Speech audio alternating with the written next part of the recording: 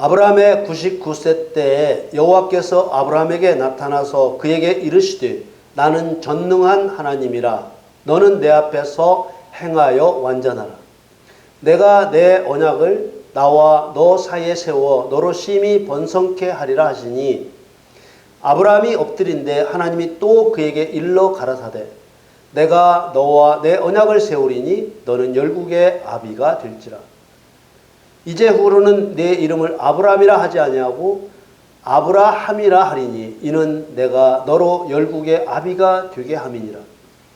내가 너로 심히 번성케 하리니 나라들이 내게로 쫓아 일어나며 열왕이 내게로 쫓아나리라. 내가 내 언약을 나와 너와 내 대대 후손의 사이에 세워서 영원한 언약을 삼고 너와 내 후손의 하나님이 되리라. 내가 너와 내 후손에게 너의 우거하는 이 땅 곧 가나안 일경으로 주어 영원한 기업이 되게 하고 나는 그들의 하나님이 되리라. 하나님이 또 아브라함에게 이르시되 그런즉 너는 내 언약을 지키고 내 후손도 대대로 지키라.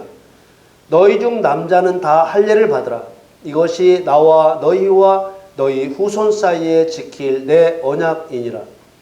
너희는 양피를 베어라. 이것이 나와 너희 사이의 언약의 표징이니라. 아멘. 사랑하는 성도 여러분, 하나님께서는 아브라함과 더불어 두 언약을 맺으며 두 번의 언약 예식을 치르셨습니다. 첫 번째, 땅을 주시기로 하신 언약에서 사단의 상징인 짐승을 라카흐, 취하라 복수하기 위해 치욕을 되갚아주기 위해 낚아채 움켜쥐라고 하셨습니다. 하나님의 뜻을 알았던 아브라함은 한 걸음 더 나아가 낚아채 움켜쥐고 짐승을 쪼개버렸습니다. 그뿐만 아니라 쪼갠 것들을 솔개로부터 지켰습니다.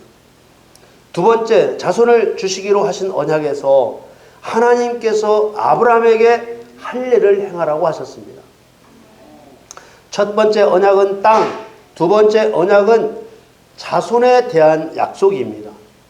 첫 번째 언약 예식에서는 짐승을 잡아 쪼개고 태웁니다.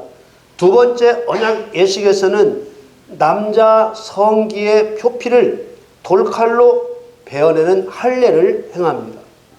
그렇다면 성도가 아브라함과 더불어 맺으신 언약에 담겨진 하나님의 의도를 알기 위해서는 이 두 가지 행위에 들어있는 의미를 정확하게 알아야만 될 것입니다.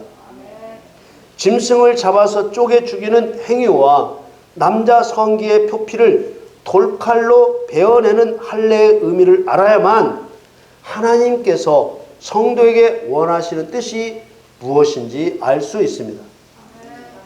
더구나 짐승을 잡아 쪼개 죽이는 일로 약속된 땅을 얻게 되고 할례를 행한 후에야 약속의 아들인 이삭이 태어나게 됩니다. 이 모형적인 사건은 교회 시대를 살고 있는 저와 여러분들에게 그대로 적용이 되는 것입니다. 다시 말하면 믿음의 조상 아브라함과 더불어 맺은 하나님의 언약은 우리에게도 똑같이 적용된다는 말입니다. 짐승을 잡아 쪼개 죽이는 모형적인 일을 실제적인 일로 행해야 천국을 유업으로 받을 수 있고 남자 성기의 표피를 돌칼로 잘라내는 모형적인 일을 실제적인 일로 행해야만 약속의 아들인 하나님의 아들이 될 수 있다는 말입니다. 이 두 언약의 말씀 속에는 반드시 지켜야 할 핵심적인 하나님의 뜻이 있습니다. 바로 나를 위하여 라는 말씀입니다. 여기서 나는 하나님 자신을 말씀하신 것입니다. 창세기 15장 9절에 여호와께서 그에게 이르시되 나를 위하여 3년 된 암소와 3년 된 암염소와 3년 된 수양과 산비둘기와 집비둘기 새끼를 취할지니라. 짐승은 사단의 상징입니다. 사단을 낚아채 움켜쥐고 쪼개고 불에 태워버리는 일이 하나님을 위한 일이라는 것입니다. 나를 위하여라는 이 말씀에는 사단을 향한 하나님의 깊은 분노가 들어 있습니다. 사단을 멸하는 것이 하나님을 위한 일이라고 생각하며 행하려면 그렇게 말씀하시는 하나님의 의도를 알아야만 한다는 것입니다. 만일 하나님의 의도를 모르면서 행위로만 사단을 멸하는 일을 한다면 사단을 멸하는 일을 통해서 하나님을 경외하는 데까지 나가지 못하고 형식과 유선의 길로 빠지고 마는 것입니다. 율법과 선지자들의 그린 구약 성경을 일컬어 하나님에 대한 사랑의 계명이라고 하셨습니다. 마가복음 12장 30절에 보면 네 마음을 다하고 목숨을 다하고 뜻을 다하고 힘을 다하여 주 너의 하나님을 사랑하라 하신 것이요. 말씀을 보면 마음을 다하고 목숨을 다하고 뜻을 다하고 힘을 다하라고 하고 있습니다. 하나님의 계명을 가지고 지키는 것이 하나님을 사랑하는 방법입니다. 계명은 율법입니다. 하나님의 계명을 지킬 때 마음을 다하고 목숨을 다하고 뜻을 다하고 힘을 다해야 되는 것입니다. 율법을 지키면 사단이 죽습니다. 이스라엘의 흉년이 들어 이삭과 이삭의 아내 리브가가 블레셋에 갔을 때 하나님께서 이삭에게 너희 아비 아브라함이 하나님의 법과 명령을 잘 지켰다고 말씀하셨습니다. 창세기 26장 5절 말씀에 이는 아브라함이 내 말을 순종하고 내 명령과 내 계명과 내 율례와 내 법도를 지켰음이니라 하시니라. 이 말씀을 한마디로 줄인다면 아브라함이 하나님과의 언약을 잘 지켰다는 뜻입니다. 아브라함은 하나님의 말씀에 순종했으며 하나님의 명령과 계명과 율례와 법도를 잘 지켰습니다. 순종했다는 것은 하나님의 말씀을 귀담아 듣고 그대로 따랐다는 뜻입니다. 지켰다는 것은 하나님의 명령과 계명과 율례와 법도를 아브라함 스스로도 지켰을 뿐만 아니라 그 율법으로 마귀를 감시하고 심판을 실행했다는 뜻입니다. 하나님의 뜻대로 감시하고 실행했다는 뜻은 첫 번째 언약에 나타난 대로 나를 위하여 3년 된 암소와 3년 된 암염소와 3년 된 수양과 산비둘기와 집비둘기 새끼를 취할지니라. 이렇게 말씀으로 명령하시니까 그렇게 명령하시는 하나님의 뜻을 깨닫고서 그 짐승들을 낚아채 움켜쥐는 데서 한 걸음 더 나아가 짐승을 쪼개기까지 한 것입니다. 이것이 바로 하나님의 명령을 지켰다는 또 한편의 의미입니다. 율법을 실행하면 율법을 지키지 않는 자의 죄가 드러나게 됩니다. 하나님께서는 성도에게 율법을 주시고 그 율법을 지키고 집행하게 함으로써 하나님을 위하여 사단을 멸하게 하신 것입니다. 이것을 일컬어 거룩한 산 제사라고 했습니다. 로마서 12장 1절 말씀에 그러므로 형제들아 내가 하나님의 모든 자비하심으로 너희를 권하노니 너희 몸을 하나님이 기뻐하시는 거룩한 산 제사로 드리라. 이는 너희의 드릴 영적 예배니라. 너희 몸을 하나님이 기뻐하시는 거룩한 산 제사로 드리라고 하셨습니다. 이것은 우리 몸을 번제로 드리라는 뜻이 아닙니다. 영적 예배는 마귀를 멸한 생전부를 가지고 드리는 예배입니다. 예수님께서는 복음을 전파하라고 권능을 주어 제자 70명을 둘씩 짝을 지어 이 마을 저 마을로 보내셨습니다. 제자들이 돌아와서 기뻐하며 예수님께 말씀드렸습니다. 누가복음 10장 17절에 보면 70인이 기뻐 돌아와 가로되 주여 주의 이름으로 귀신들도 우리에게 항복하더이다. 이게 거룩한 산제사입니다. 항복했다는 말은 복종했다는 말입니다.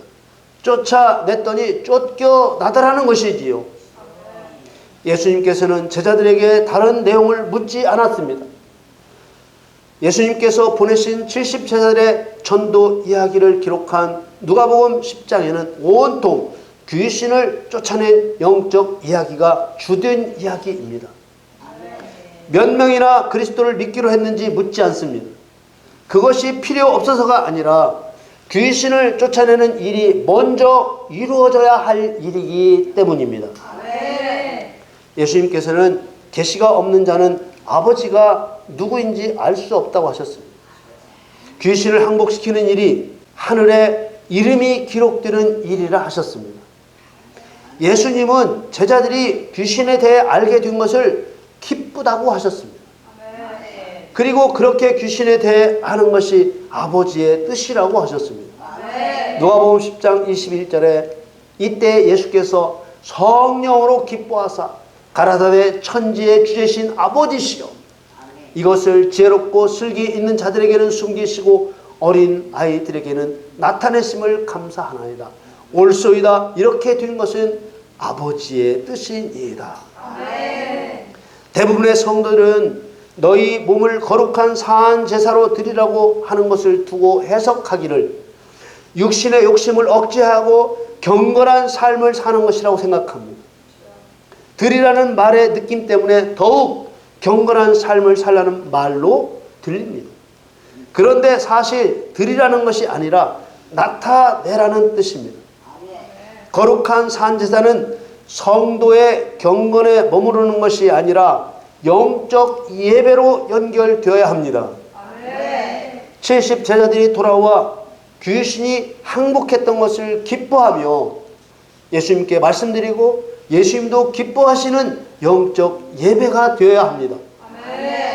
이러한 영적 예배의 모형을 하나님께서 아브라함과 더불어 맺으신 언약 예식에 나타내셨습니다. 성경은 아브라함과 더불어 맺으신 언약은 아브라함만을 위한 것이 아니라 의롭다고 여김을 받아야 할 우리도 위한 것이라고 증거하고 있습니다. 로마서 4장 23절에서 24절 말씀에 저에게 의로 여기셨다 기록된 것은 아브라함만 위한 것이 아니요 의로 여기심을 받을 우리도 위함이니 곧 예수 우리 주를 죽은 자 가운데서 살리신 이를 믿는 자니라. 이 말씀대로 아브라함에게 일어난 일은 성도인 우리에게 일어날 일의 모형입니다. 하나님께서 아브라함과 더불어 맺으신 언약 예식을 행하기 전에는 약속에 관한 어떠한 일도 일어나지 않았습니다. 가나안 땅을 주시겠다는 약속, 자식을 주시겠다고 한 약속, 이 두 약속과 관련된 어떤 일도 일어나지 않았습니다. 하나님께서는 내가 너에게 가나안 땅을 주기 위하여 언약을 세운다. 짐승을 낚아채 움켜쥐라. 아브라함은 짐승을 쪼갰고 여호와의 불로 쪼갠 짐승을 태워버리신 다음에야 비로소 가나안 땅을 허락해 주셨습니다. 네가 이 짐승을 죽여서 쪼개 놓은 것 같이 너는 가나안 7 족속을 멸하고 그 땅을 차지하게 될 것이라고 하신 것입니다. 또 내가 너에게 복의 근원이 될 자손을 주기 위하여 언약을 세운다. 모든 남자의 성기 표피를 잘라내라. 아브라함이 성기의 표피를 잘라내는 할례를 행한 후에 복의 근원이 될 언약의 자손 이삭이 태어났습니다. 하나님께서는 두 번째 언약 예식에서 왜 남자 성기의 표피를 잘라내는 할례를 행하라고 하신 것일까요? 오늘 본문 창세기 17장 1절 말씀에 아브라함의 99세 때 여호와께서 아브라함에게 나타나서 그에게 이르시되 나는 전능한 하나님이라 너는 내 앞에서 행하여 완전하라.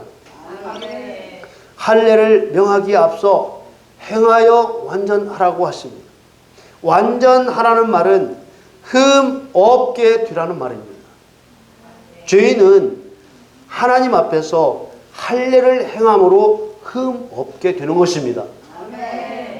믿음으로 의인이라 여김받고 행함으로 그 믿음이 진실하다는 것을 보이라는 것입니다. 제 이야기를 오해 없이 잘 들으셔야 되는데요. 믿음을 고백하고 믿는 자가 되었다고 죄성이 있는 인간의 마음이 깨끗해졌습니까?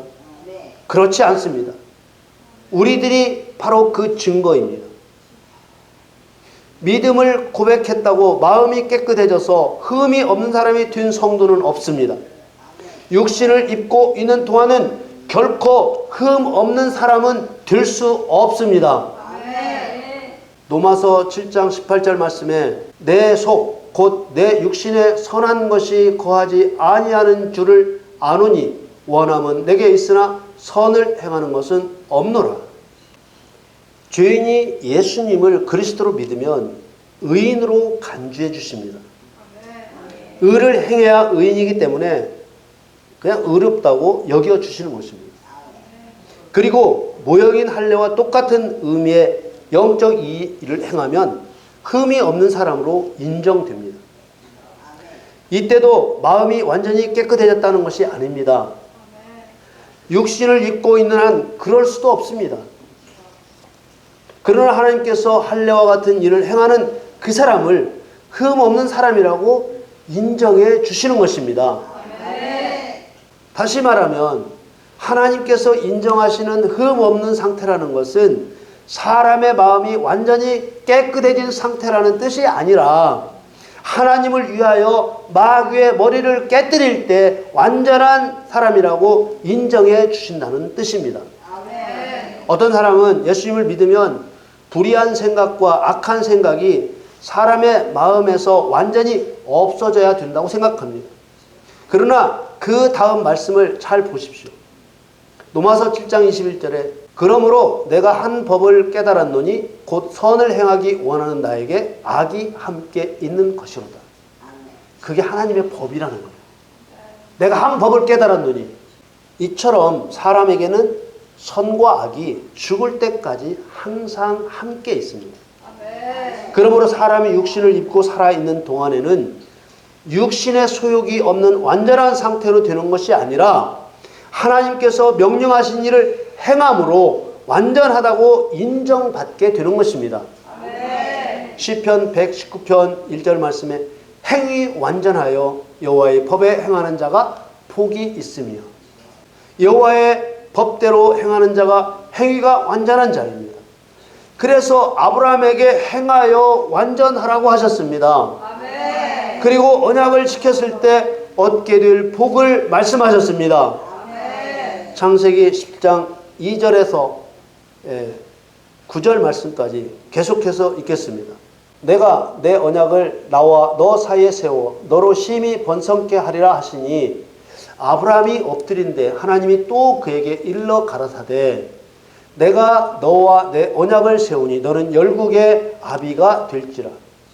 이제 후로는 내 이름을 아브라함이라 하지 아니하고 아브라함이라 하리니 이는 내가 너로 열국의 아비가 되게 함이니라. 내가 너로 심히 번성케 하리니 나라들이 내게로 쫓아 일어나며 열왕이 내게로 쫓아나리나.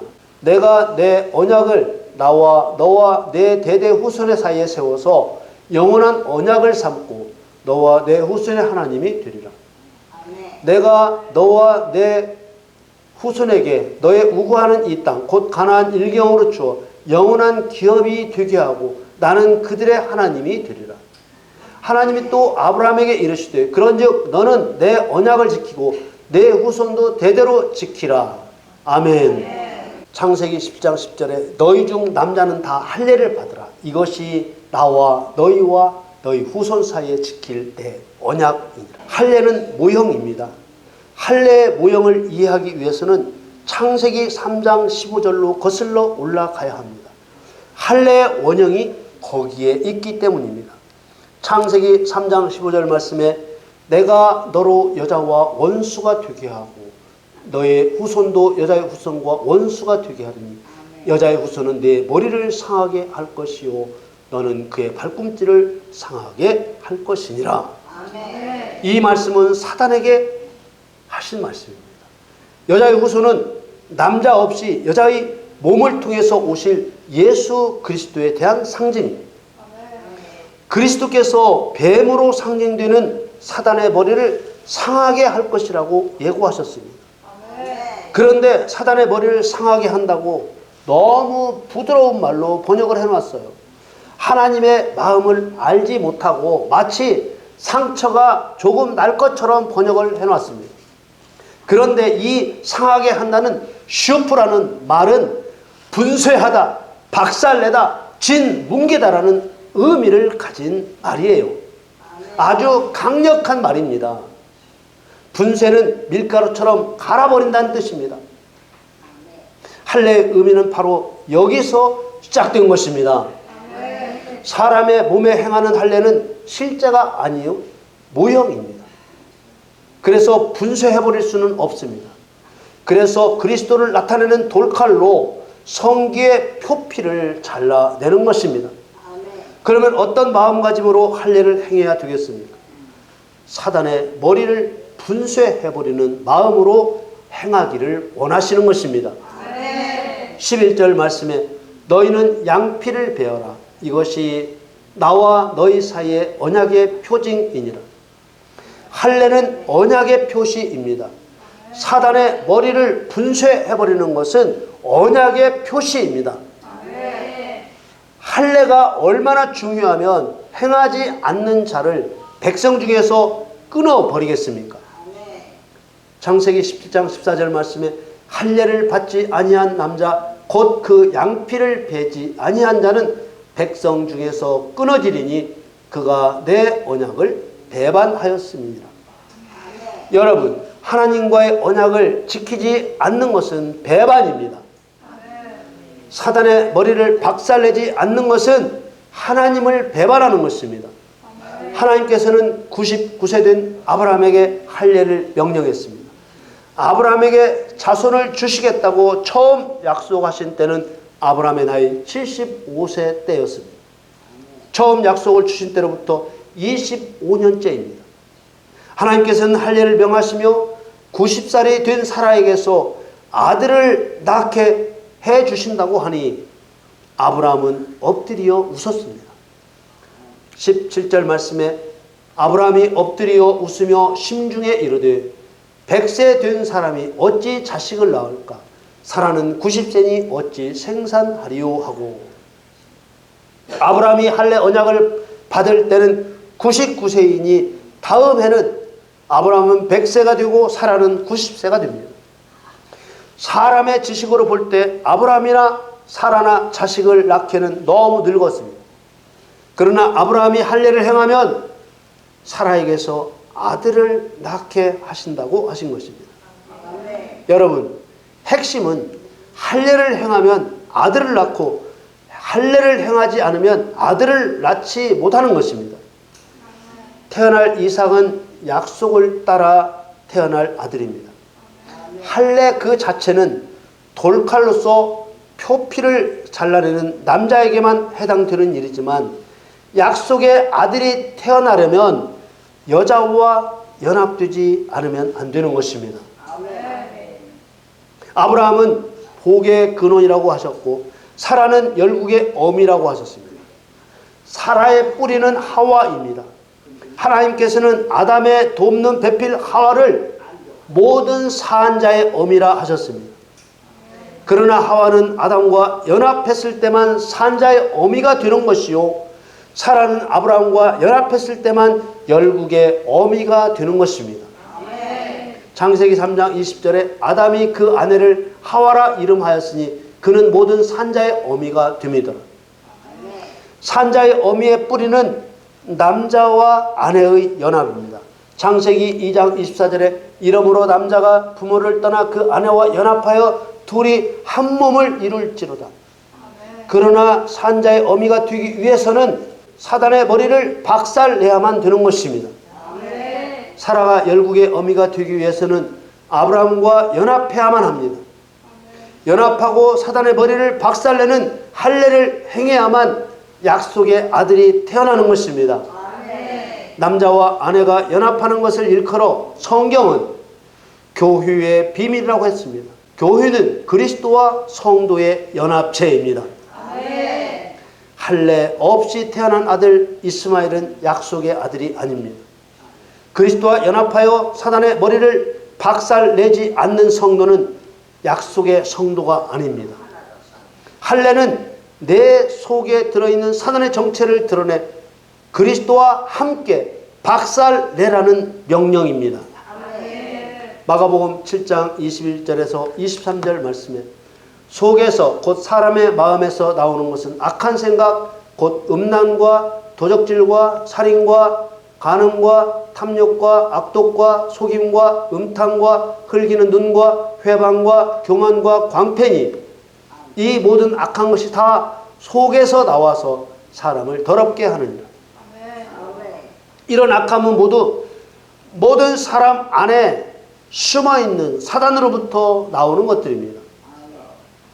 창세기 15장에 나오는 첫 번째 언약 예식은 세상에서 역사하는 사단을 멸해야만 약속의 땅, 천국을 유업으로 받을 수 있다는 것을 의미하는 것이고, 두 번째 언약 예식은 사람 안에서 역사하는 사단을 멸해야만 성령으로 거듭난 영생을 얻을 약속의 자녀가 된다는 것을 의미하는 것입니다.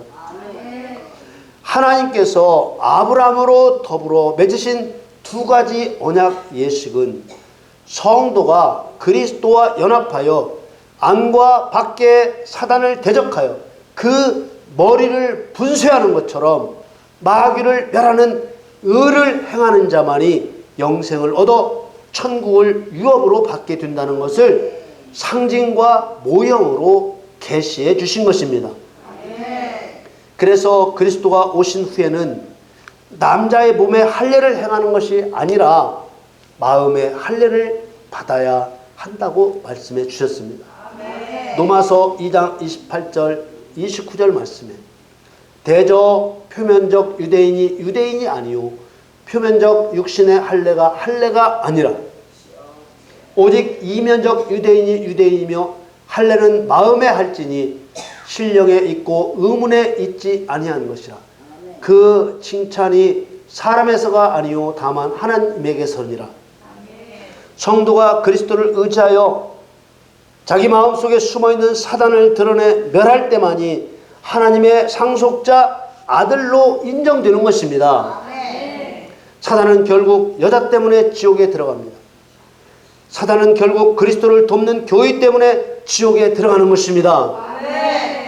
하나님께서는 번제를 통하여 사단을 향한 하나님의 진노를 보여주셨습니다. 하나님께서는 할례를 통하여 사단을 향한 하나님의 진노를 보여주신 것입니다. 이것이 그리스도를 이 땅에 보내신 하나님의 비밀이며 이것이 그리스도를 통해 교회를 세우신 하나님의 비밀입니다. 여러분, 하나님을 위하여 사단의 머리를 분쇄해 버리시기를 바랍니다. 여러분 모두 마음의 할례를 행하여 흠 없는 의로운 성도로 인정받고 이기는 자 되어 하나님의 아들로 천국을 유업으로 받으시기를 우리 주 예수 그리스도의 이름으로 축원합니다.